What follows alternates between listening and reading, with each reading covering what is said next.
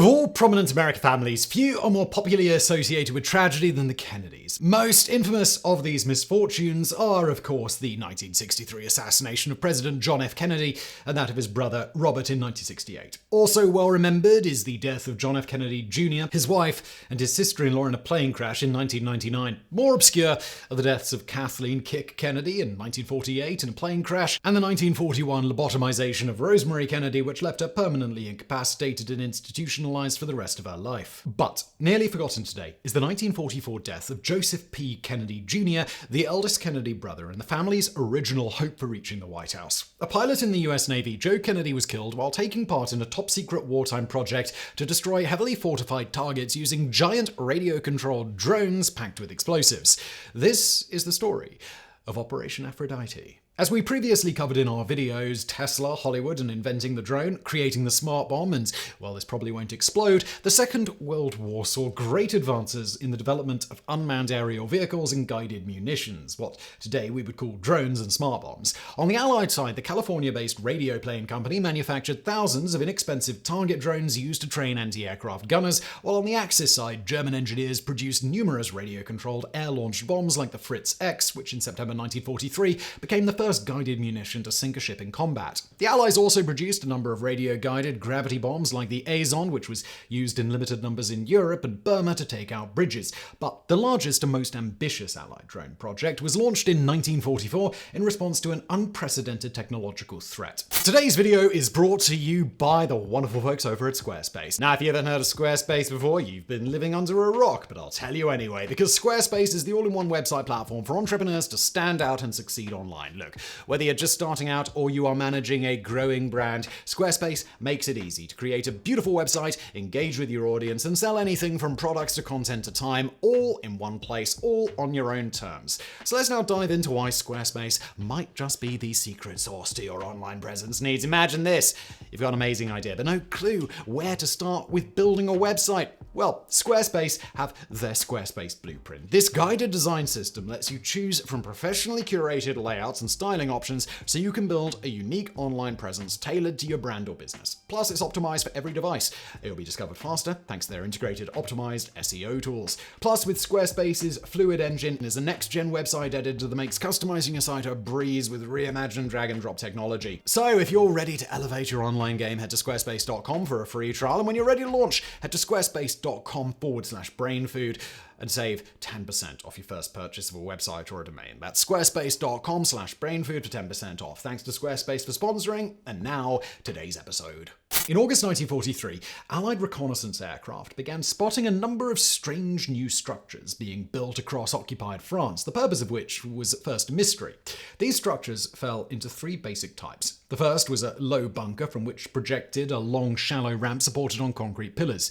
4 of these installations were being built by the Germans at Siracourt, Desvres, Tamerville, and Couville. The second type was a giant concrete dome 71 meters in diameter being built into the side of a disused chalk quarry at Wizernes. A similar-sized rectangular bunker was also under construction nearby at Epelec. The third and final installation was a complex of deep underground tunnels and angled shafts being built at Mimeyec in Pas-de-Calais, the closest point in France to the United Kingdom. These strange installations, as the Allies would soon learn, were the launch sites for a new generation of high-tech weapon systems which the Germans called Vergunstwaffe, or vengeance weapons. The ramp sites were built to launch the Feisler Fi-103, better known as the V-1 or Buzz Bomb, an early cruise missile powered by a crude pulse jet engine. The bunker was used to store and assemble the missiles, while the ramp contained a steam-powered catapult used to accelerate the weapons towards their targets, in this case the Greater London area. Once launched, the V-1 would cruise across the English Channel at an altitude of 1,000 meters until a wind-driven propeller in its nose reached a certain number of revolutions. The missile's elevators would then spring downwards, sending the weapon and its 1-ton explosive warhead diving toward the ground. The giant dome at Wizernes was designed to launch the more sophisticated A4 or V2, the world's first operational ballistic missile. The V2 was fueled by ethanol and liquid oxygen, the latter of which boiled off and had to be continuously manufactured. The Wizernes bunker thus incorporated a liquid oxygen plant and an underground workshop where missiles could be prepared and fueled before being transported via narrow-gauge railway to open-air pads for launch. In this manner, dozens of missiles could be launched against London every day. Unlike the V-1, whose distinctive high-pitched buzzing sound could be heard for miles around and which could be shot down by anti-aircraft guns or sufficiently powerful fighter aircraft, the V-2 gave no warning of its approach and was essentially unstoppable, streaking down onto its target from the edge of space at twice the speed of sound. Finally, the underground fortress at Mimiak was built to house the V-3, or millipede, a giant long-range cannon with a barrel 100 meters long. Staggered along the barrel were angled chambers located with propellants which would ignite sequentially as the shell passed by. This would gradually accelerate the shell to a muzzle velocity of 1,500 meters per second, allowing it to cross the English Channel and strike London. With a total of 25 gun barrels capable of firing 10 shots a minute, the Mimiak battery was designed to bombard its target with up to 600 shells every hour. These massive installations were initially opposed by high-ranking German officers who saw them as too vulnerable to aerial attack. Instead, they argued for mobile launch facilities which could be easily packed up and moved to a different location before Allied air forces could respond. However, they were overruled by Adolf Hitler, who had a megalomaniacal obsession with monumental structures. Eventually, a compromise was struck with Reichsmarschall Hermann Göring, head of the Luftwaffe or Air Force, approving the construction of 4 fixed and 96 mobile launch sites for the V-1 flying bomb. Due to their distinctive J-shaped hangars which resembled a ski from the air, these installations became known to the Allies as ski sites. The V-1 campaign finally began on June 13, 1944, exactly 1 week after the Allied landings in Normandy. This was soon followed by the first V-2 launches in September. Within a few months, nearly 100 missiles were raining down on London every day. While the British quickly developed effective aerial defences against the V-1, the supersonic V-2 was impossible to intercept and shoot down. The only way to counter it was to destroy production facilities and launch sites. Indeed, such an undertaking, codenamed Operation Crossbow, had already been underway since before the V-weapons campaign had even begun. On the night of August 17, 1943, RAF Bomber Command launched Operation Hydra, a 600-aircraft raid against the Luftwaffe Research Center at Peenemünde in northern Germany, where the V-1 and V-2 had been developed. While the raid was largely successful, destroying considerable infrastructure and killing many scientists and engineers, it only disrupted V-weapons development for 2 months. The RAF, along with the American 8th Air Force, thus turned their attention to destroying the launching sites in northern France, the first raids being launched in December 1943. However, the heavily fortified fixed sites proved all but impervious to conventional bombs. Something much more powerful would be needed to break through. Enter Operation Aphrodite. Now, it's not known who first proposed the idea for Aphrodite, but the project was officially approved on June 26, 1944 by Major General Jimmy Doolittle, then Commander-in-Chief of the 8th Air Force. The plan called for obsolete or war-weary Boeing B-17 Flying Fortress and consolidated B-24 Liberator heavy bombers to be converted into giant remote-controlled drones by fitting them with radio control gear. The airframes would then be packed with high explosives, flown to the combat area by a radio operator in a trailing mothership, and crashed into their targets. Development of the Aphrodite drones, officially designated BQ-7 and BQ-8, but commonly nicknamed Robots, Babies, or Weary Willy, was assigned to the 562nd Bomb Squadron based at RAF Honington in Suffolk, England. Meanwhile, the US Navy launched a parallel program called Operation Anvil using converted PB-4Y1s, the navalized version of the B-24 Liberator. At RAF Honington, the surplus B-17s and B-24s were stripped of all turrets, guns, seats, armor, and other superfluous equipment, removing nearly 5,400 kilograms of weight. This allowed the aircraft to be loaded with 4,000 kilograms of high explosives, twice its usual combat load. The preferred explosive was Torpex, a mixture of TNT, RDX, and aluminium powder, 50% more powerful by weight than plain TNT. The stripped-down aircraft were then sent to the USAAF servicing station in Burton Wood in Cheshire for conversion to radio control. As no purpose-built radio control gear was available, the aircraft were fitted with the control system from the Azon radio-controlled bomb. Short for azimuth only, the equipment only allowed control along one axis of motion, so 2 sets were needed for each aircraft. To maintain the secrecy of the program, the control equipment was wrapped in explosive primer cord linked to the main detonator to ensure its destruction. To allow attacks to be carried out at long standoff distances, the drones were fitted with 2 television cameras, one in the nose to provide a forward view and one aimed at the instrument panel. This was among the first use of television technology in actual combat. As the missions would be carried out at extremely low altitudes, a high-precision radio altimeter was also fitted, while a smoke canister mounted under the fuselage could be ignited to give the operators a better view of the drone. Said operators controlled the drone from a pair of modified B-17 or B-24 motherships known as CQ-4s. Meanwhile, the Navy's Operation Anvil used 1 B-17 and 2 Lockheed PV-1 Venturas as motherships. In addition to the drones and motherships, missions typically flew with an escort of fighters, 1 or 2 camera planes to record the mission, and a de Havilland Mosquito light bomber to fly ahead and scout the weather over the target. It was originally intended for the drones to be remotely piloted throughout their missions, but testing revealed that the Azon equipment was not sophisticated enough for taxiing and takeoff. The drones thus needed to be piloted into the air by a two-man crew who would then bail out once the onboard explosives were armed and the aircraft switched over to radio control. To make it easier for the crew to bail out, the escape hatches were removed and enlarged, and in some cases the entire cockpit roof removed. This also made it easier to load crates of explosives into the aircraft. Ground crews jokingly referred to these roofless aircrafts as roadsters. The initial Aphrodite force comprised 10 drones and 4 motherships. Initially, it was decided to send the 562nd Bomb Squadron to RAF Woodbridge in Suffolk, which had a long runway ideal for the heavy-loaded drones. Moreover, Woodbridge was a major alternate airfield for damaged aircraft returning from bombing raids, and the fear that one of these aircraft diverted to Woodbridge might accidentally collide with an explosives-laden drone resulted in the squadron being sent to RAF Firstfield in Norfolk instead. The first Aphrodite mission was launched on August 4, 1944, against the Mimiak's V3 cannon side, the Siracord V1 bunker, and the V2 bunkers at Wizerns and Epaulettes. It was a complete failure. The crew of the first drone managed to bail out successfully, but the drone soon spun out of control and crashed into the ground before ever reaching the English Channel. The second drone kept entering an uncontrolled climb when it was switched over to radio control, forcing the pilot to retake control. On the third attempt to hand over control to the radio operator, the aircraft pitched up sharply, stalled, and then spiraled to the ground. The autopilot engineer managed to bail out, but the pilot was trapped on board and died on impact. Similarly, the third drone lost control soon after the first crewman bailed out. The aircraft spiraled to the ground, and the explosives detonated on impact, blasting a giant crater, destroying 8,000 square meters of countryside near Orford in Suffolk and vaporizing the second crewman. Only the fourth drone made it across the English Channel and reached the target area. However, during final approach, clouds obscured the operator's view, and the drone missed the target by nearly 500 meters. On August 6th, the 562nd tried again, launching a 4-drone attack against the B2 bunker at Watton. The results were much as before, though mercifully all 4 drone crews managed to bail out safely. The first 2 drones immediately crashed into the sea, the third suffered flak damage and crashed near Gravelines in France, while the fourth lost control and began to circle uncontrolled over the English city of Ipswich. For many long tense minutes, the mothership crews held their breath until finally the wayward drone crashed harmlessly into the English Channel. On August 13th, a raid was launched against the naval base at Le Havre. Both drones missed their targets, while one of the mosquitoes photographing the raid flew too close to the explosion and was seriously damaged. The pilot managed to bail out and was captured by the Germans, but his observer was killed. 2 more missions against Le Havre were flown on August the 19th and 26th, but these were also unsuccessful. These failures revealed serious flaws with the Aphrodite system, so the operation was temporarily halted until all the kinks could be worked out. Meanwhile, the Navy was getting ready to launch its Operation Anvil missions from RAF Firstfield. The first mission against the Mimiak V3 cannon was to be crewed by autopilot engineer Lieutenant Wilford J. Willey and pilot Joseph P. Kennedy Jr., son of the US ambassador to Britain and son of the powerful Kennedy political dynasty.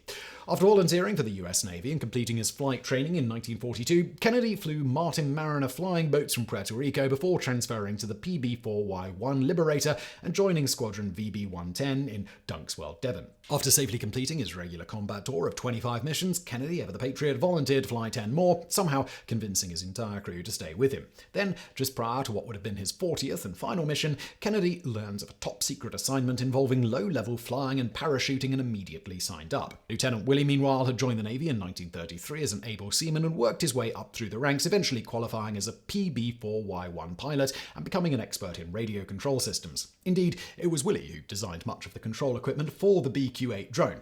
Having spent the entire war working on various top-secret Navy projects, Willey was desperate to see action and decided to pull rank in order to replace Joe Kennedy's original engineer, Ensign James Simpson, on the first Operation Anvil mission. At 6 p.m. on August 12, 1944, Kennedy and Willey took off from RAF Firstfield and headed east toward Halesworth to join up with the rest of the formation, comprising 2 Lockheed Ventura motherships, an escort of 4 North American P-51 Mustang fighters, 2 Lockheed P-38 Lightning fighters, a Boeing B-17 camera plane, and 2 de Havilland Mosquito weather scouts from the 325th Photographic Reconnaissance Wing. In a strange coincidence, one of the Mosquitoes was piloted by one Colonel Elliot Roosevelt, son of US President Franklin D. Roosevelt and member of another venerable American political dynasty. After forming up and departing Halesworth, Kennedy switched the drone over to radio control. The operators aboard the mothership then completed a number of test turns, whereupon Kennedy radioed the codes words "spade flush" to indicate that he and Willey were about to bail out. Willey then switched on the drone's television cameras. Then at 6:20 p.m., as the formation was flying over Blytheborough, Suffolk, the BQ-8 drone suddenly exploded into a giant fireball. 9-year-old Mick Martit of nearby Darsham witnessed the entire incident, later recalling, "All of a sudden, there was a tremendous explosion and the Liberator aircraft was blown apart, with pieces falling in all directions over New Delight Wood at Blytheburg. I vividly remember seeing burning wreckage falling earthward while engines with propellers still turning and leaving comet-like trails of smoke continued along the direction of flight before plummeting down. A Ventura broke hard to starboard and a Lightning spun away to port, eventually to regain control at treetop height over Blytheburg Hospital. While I watched spellbound, a terrific explosion reached Dresser's cottage in the form of a loud double thunderclap. Then all was quiet, except for the drone of the circling Ventura's engines as they remained for a few more minutes in the vicinity. The fireball changed to an enormous black pile of smoke resembling a huge octopus, the tentacles below indicating the earthward paths of burning fragments. The blast felled hundreds of trees and scattered debris over an area of 50 square kilometers, damaging nearly 150 properties, injuring 50 people, and striking Colonel Roosevelt's aircraft. Thankfully, no civilians were hurt, and Roosevelt managed to land safely. However, no trace of either Kennedy or Willie's bodies was ever found. The loss of Joe Kennedy came as a bitter blow to his family, who had grand plans for him after the war. Indeed, it was hoped that he would become the first Irish Catholic in the White House, a feat that would only be achieved 16 years later by his younger brother John. More tragic still, strategically, Kennedy's sacrifice had been for nothing. On July 6th, tallboy earthquake bombs dropped from RAF Lancaster bombers had severely damaged the Mimiec bunker. And for more on this extraordinary earth, please do check out our previous video. That time, Disney helped give the world a weapon of mass destruction. This, combined with the rapidly advancing Allied ground forces, prompted the Germans to abandon the site by July 30th. However, news of the abandonment had not reached the US Navy. Nonetheless, Kennedy and Willie were both posthumously awarded the Navy Cross, Distinguished Flying Cross, and Air Medal, the citation for Kennedy's Navy Cross reading, "For extraordinary heroism and courage in aerial flight as pilot of a United States Liberator bomber on August the 12th, 1944. Well knowing the extreme dangers involved and totally unconcerned for his own safety, Kennedy unhesitatingly volunteered to conduct an exceptionally hazardous and special operational mission. Intrepid and daring in his tactics, and with unwavering confidence in the vital importance of his task, he willingly risked his life in the supreme measure of service, and by his great personal valor and fortitude in carrying out a perilous undertaking, sustained and enhanced the finest traditions of the United States Naval Service." Due to most of the aircraft being vaporized, the cause of the explosion that killed Kennedy and Willie remains a mystery to this day. The leading theory is that a lack of adequate shielding on the television camera transmission cables resulted in stray electromagnetic fields accidentally closing an electrical relay in the detonator circuit, setting off the explosive payload. Indeed, this potential design flaw had been pointed out many times by Navy ground crews, but their warnings had fallen on deaf ears. Despite this tragedy, on September 3rd, 1944, a second Anvil mission was launched, this time against the Nord Sea U-boat pens on Heligoland Island in the North Sea. While this time the crew bailed out safely, once over the target, the radio operator lost sight of the drone and attempted to carry out the attack using television images alone. Unfortunately, he became disoriented and instead flew the drone into a Navy barracks on nearby Dune Island.